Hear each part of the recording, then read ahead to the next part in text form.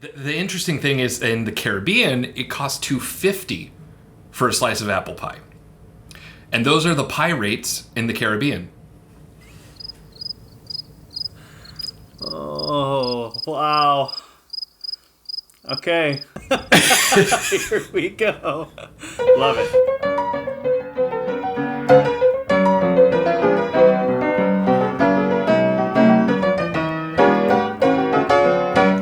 Welcome back, Theme Parkitects, to another episode of Theme Park Sandbox. My name is Aaron. My name's Drew. So on today's episode, Drew and I are going to be discussing something that we've never done before, which is make a Disney attraction outside of a Disney theme park. And I know that sounds like kind of weird, like where would it go, what would it be?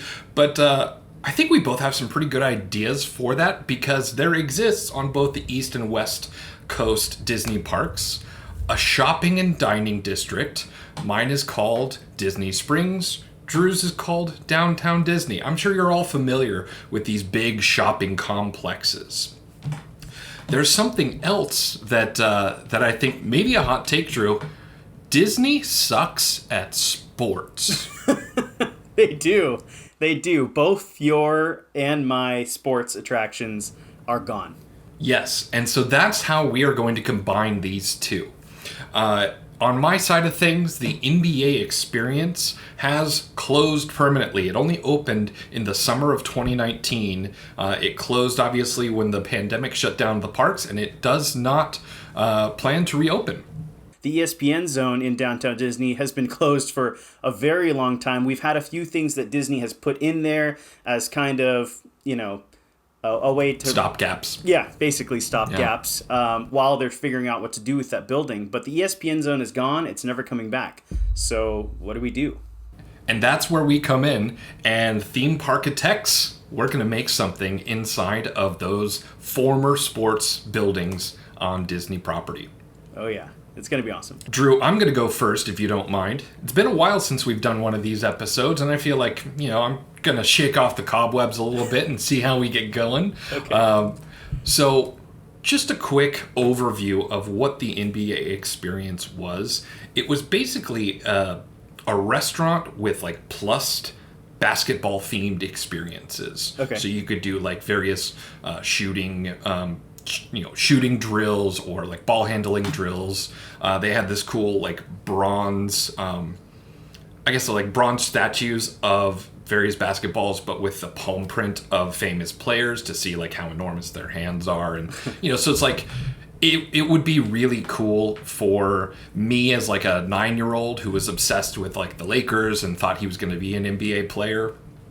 But it's really not surprising that it was only open for a very brief period and closed afterwards.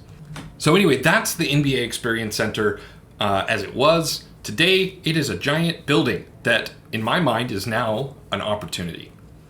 So one thing that I would like to say is Disney Springs does need a marquee, big attraction. It's got a lot of I'll call them openers to headliners, right? So it's an opener attraction would be the big hot air balloon that you can take. Right. You can go try Beverly at the Coke Center. If you we know how that goes. Yeah, if you haven't seen that video yet, we'll link it down below so you guys can watch us trying Beverly for the first time. It's pretty great. It's a nightmare. So there's a lot of, and then of course a lot of shopping and a lot of great food, but no true Disney through and through attraction. And so I thought it would be really neat to really infuse a Disney-ified experience right into that building. And what I came up with is a series of themed escape rooms.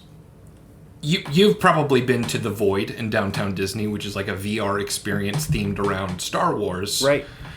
I want these to be full-fledged escape rooms. Not necessarily quite so virtual, but really authentic, well thought out, with interesting illusions, puzzles, tricks, and maybe I'll just take a step back and explain what an escape room even is. Sure.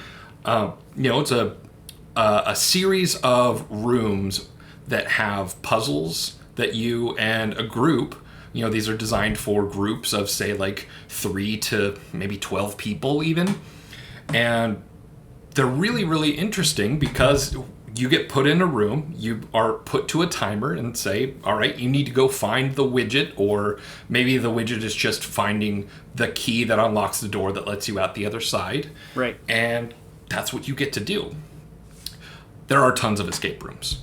The way that I think that Disney can set themselves apart is by using a lot of the technology that they've used in a lot of the more recent ride experiences. Okay. Two specifically that I'm thinking about, the like just technology implements that I think would be extremely cool. One would be in the pre-show of Rise of the Resistance, where you're standing in the troop transport and it moves a little bit, but it gives you the full sensation of like a Star Tours-esque experience while you're just standing. Right. You know, you're just standing there. So I think being able to implement that, and then of course all the audiovisual things and all the lighting effects and things like that to really sell it.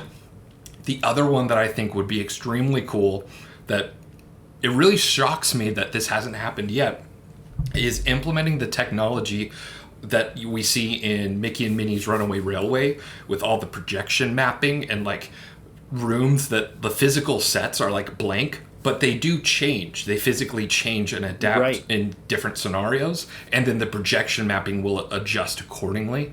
We've never seen that in a room that you can walk around in. Right. We've seen it, of course, in rooms inside of show buildings for rides, but I think putting those two very special, very specific Disney elements inside of an escape room would be incredible. Totally. And like the way I like to think of it is like those new projections are kind of like our 21st century circle vision theater, right? It's a totally immersive experience. You don't need to be in a ride vehicle to experience something like that, and just have it blow your mind. And actually, I would say that you actually catch more detail if you weren't in a ride vehicle that was moving. You'd have an opportunity to sit and enjoy the surroundings. Yeah, so, yeah. And explore it. Perfect for an escape. I think about the interesting way that they made water appear, especially at the very end of Mickey and Minnie's. Yeah. The interesting way that they like use some literal physical motion and then some projection mapped, just visual trickery of motion. I just think that would be so cool in an environment that you can walk around. Totally. And it could be on a 10 feet above you, so you can actually touch it or like break the illusion. I think that would be totally fine and appropriate. Again, this building that I'm putting these escape rooms in is enormous. This is a very, very large space. So I came up with a couple ideas for what these escape rooms might be. Okay. One of the fun things about escape rooms is that they often change theme, so that like you as a patron of like XYZ escape room down the road, that you'll come back, that you'll come back and experience a new set of challenges. And that's a pretty popular thing. So I just came up with 4 kind of introductory escape room ideas just to kind of get the ball rolling. The very first one that I came up with, like almost immediately, was Alice in Wonderland. Oh, yeah. So the story really lends itself to like problem solving, especially you could open the experience by walking into or falling into the rabbit hole. You have a projection of the White Rabbit going down a hallway. That's your cue. You follow him.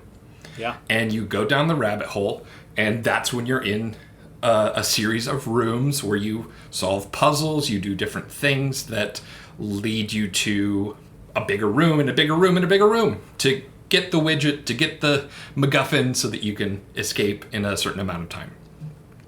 I think that it would be crazy if you could be put in a room where you feel like you're giant, like your scale is giant. So like you're in a room that's maybe, I don't know, there would have to perhaps be like some safety precautions taken, but like I'm thinking like a room that is like no more than maybe like 5.5 feet tall.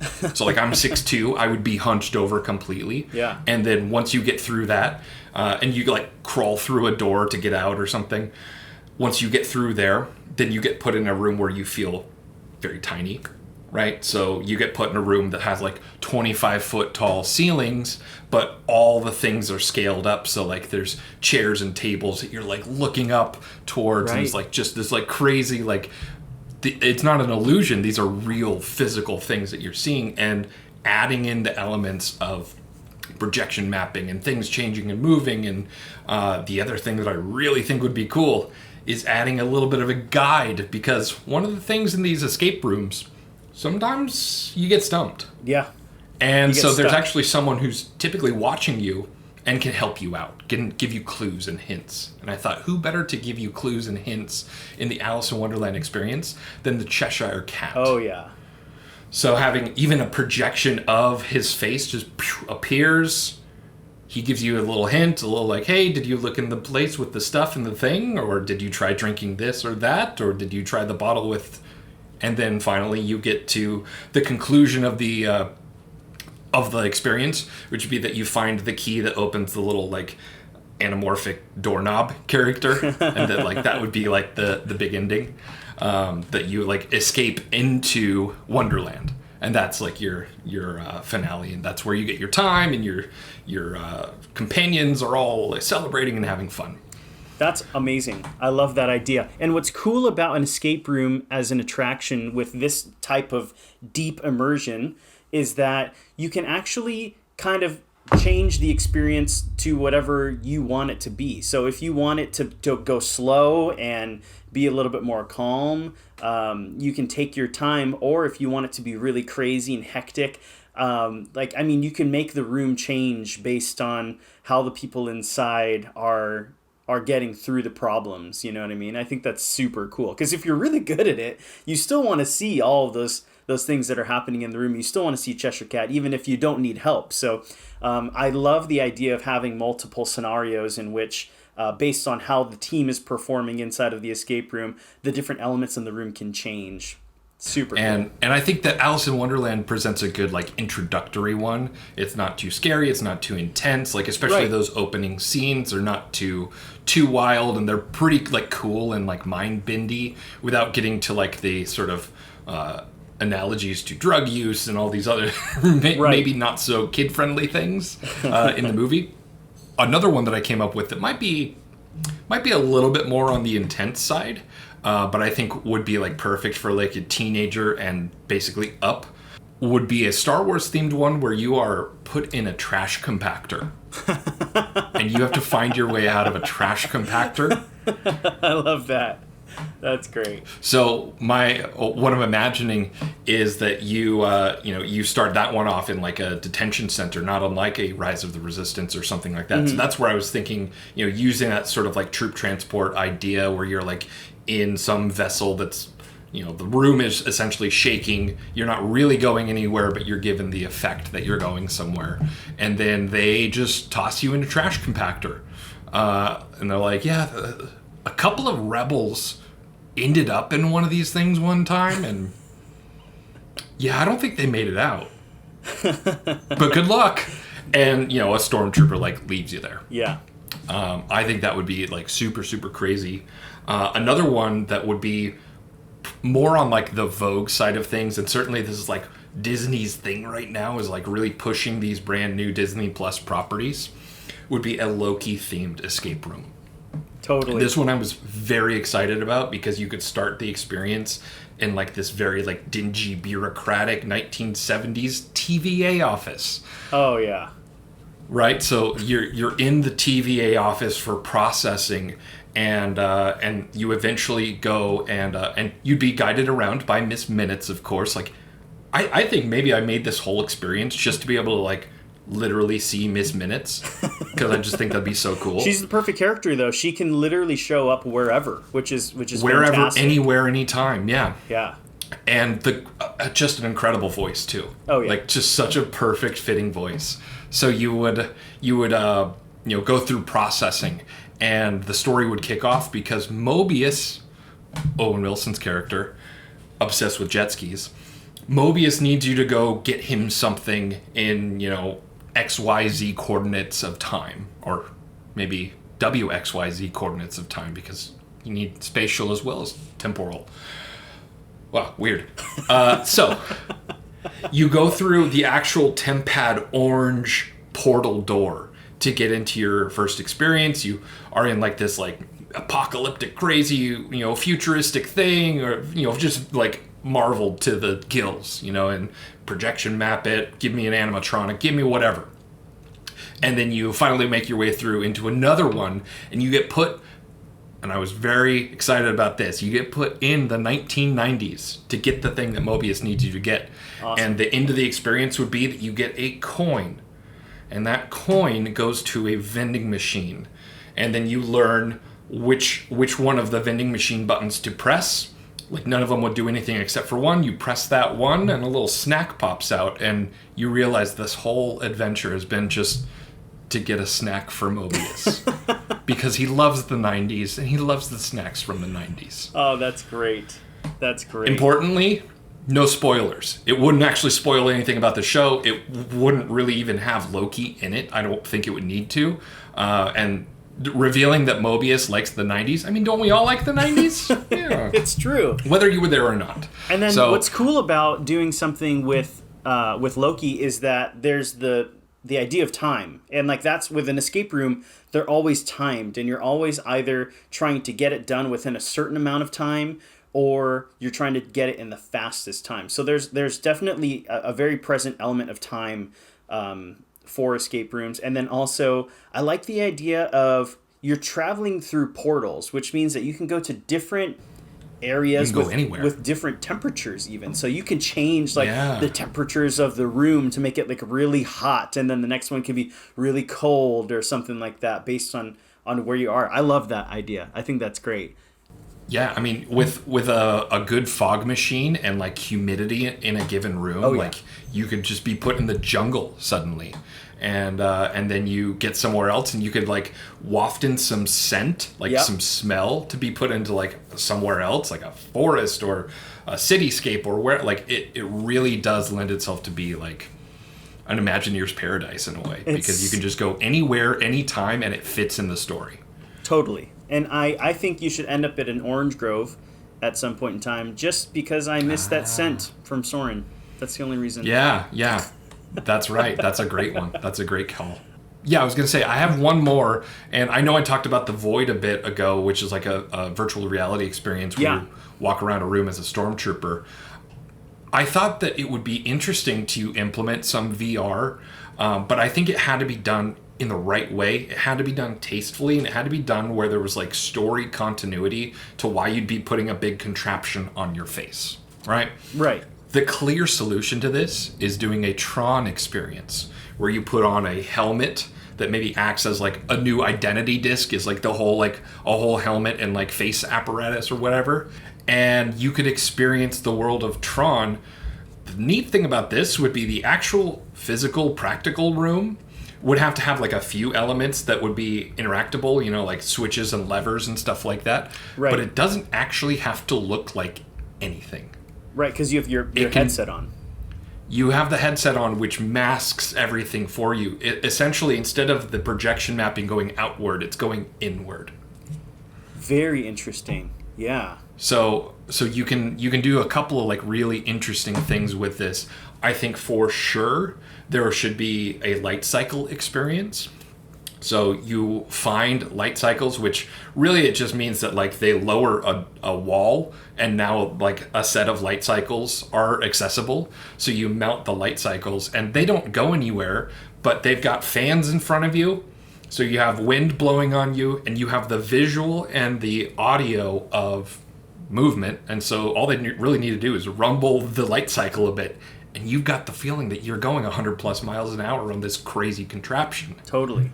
And one idea that I love too, and like maybe this is just because I'm a huge Tron nerd, but I would love for the entrance to be like you enter in an arcade and you actually, of course, you pull that Tron game out of the way, and you go into that dusty, dirty, dingy office where you put on your headset, Oh, absolutely. That'd be so cool. What do they call it when you get like digitized? Like de-resed or something? Well, that's when you get erased. That's de-resolution. Oh, that's when right? you like get killed. Yeah. So you would just get zapped by the laser. But that would be just so cool, because we've had a few different Tron experiences over here on the West Coast that were pretty great, but never really stuck. So I think this would be a really cool way to use Tron and make it relevant again, especially in Disney Springs now that they're adding the Tron roller They're coaster. adding the roller coaster. Yeah. So Yeah. I love that idea. I think it's fantastic. So just those are my 4 escape room ideas as replacements for that big old building that that is or was RIP, the NBA Experience Center. So that's my idea on giving like a really great marquee headliner level attraction for Disney Springs. Yeah, and before we end it, I would like to acknowledge the fact that Disney Springs too itself is a bit of a destination location, just like one of the theme parks. Very true. Like it's pretty close to being like a fifth, like it's only a step down from Epcot, you know what I mean? Like it's just missing rides, but if it had a signature attraction, it would definitely elevate that experience. And I think what you've designed with the 4 different types of attractions is something that actually appeals. You can have them all in one big show building. And I don't know if that was your idea. Was it to have all 4 of those in one building at the same time or rotate it out? Yeah, so certainly escape rooms are designed to like be seasonal rotation, but they're also designed so that they can run multiple rooms, like multiple experiences running simultaneously with different groups. So that like increases your throughput, of course. But the other thing is you can vary their level of challenge. Right. And I think that's an important thing, especially in attracting families. Like I imagined that the Alice in Wonderland experience would be like, if I'm rating it, like a 3 out of 10. And then you have one that's a 5 out of 10 and a 7 out of 10. And then the most challenging one. And I love that because it does really open up your experience to a larger a group of people from different age groups. You know what I mean? So you can have something for kids, something for adults, something that's super technologically advanced. I love that. That's great. And I guess it's worth talking about the money aspect as well, because you, and I think rightly put, that Disney Springs is not that far off from an Epcot. I think Disney Springs obviously pushes more towards shopping and, of course, like third-party vendors. It's not just all Disney shops. Right. But the difference is like the ticketing experience and the when and where and how you pay. Mm-hmm. So these experiences, these escape room experiences would have to be like a pay per experience. Right. This isn't something where like you just walk into essentially walk into the shopping center and pay to get in. And so we were talking about third parties. You just mentioned the word third party. I think this is something that obviously there's a reason why attractions like the Void have gone away in Anaheim. Did you guys have one in Florida? I don't know if I missed that part. I'm not sure if you did. If there was one, it was here and gone before I moved here. Well, no worries. The bottom line is the Void was here for a good amount of time, but it never really lasted, and it was never really something that locals wanted to do, right? So I think having something that Disney owns, not a third party, but something that is truly authentically Disney, and having that available for the guests who are visiting Disney Springs or locals that are visiting Disney Springs, like that's the level that they want. And anything below the level that Disney would themselves invest in, I don't think is going to succeed. Because you have high expectations. Right. Yeah, those guest expectations are very high and need to be met, or you're going to have imminent failure. Totally. You can't just be Disney themed. It has to be Disney quality, and it has to be executed like Disney themselves would do it. So, right. But I love it. I think that's great. Escape rooms. I haven't done an escape room in a long time, so I'm gonna have to do it again. But this time I'll do it thinking like, ooh, what would it be like if Disney were to do something like this with that level of quality? There have been tons of examples where something will kind of come into style, and Disney waits and watches and sees how to do it, and then like puts their spin on it, and it explodes. So I think that could really be something really compelling. I will admit that my only fear is that like the sort of shine of escape rooms, I think, is kind of worn. It is. Certainly they did not do well during COVID and quarantine, But I think the novelty factor may have worn a little bit, so that's why adding those Disney spins, those unique technological elements that only they can really afford to do and do at scale, I think that's what would make all the difference. Definitely. Well, hey, great pitch. I loved it so much. Anything else? No, I really would be excited to hear from our listeners and our audience. What would be the escape room that you would love to do that's a Disney-themed escape room? What are some of the immersive elements that maybe you've seen in a ride or you've seen in a show, you've seen Disney do, and putting it into an escape room would be something that would blow people's minds? Put that down in the comments below, and we'll give a shout out to the best response that we get. Yeah, we'll definitely pin the best response for sure in the comments. If you comment down below and we like your idea, we'll pin it. So make sure to check back on the video later too to see who ended up getting pinned. Now, Drew, it's over to you because I know you've got an awesome pitch for something that's going to go in downtown Disney, and we will be able to talk about that in our very next episode. That's right. So if you see it right here in the bottom of the window somewhere, or if you're too early, you might have to wait till next week. But at that, we will see you guys in the next one. Thanks so much for watching. Bye, guys.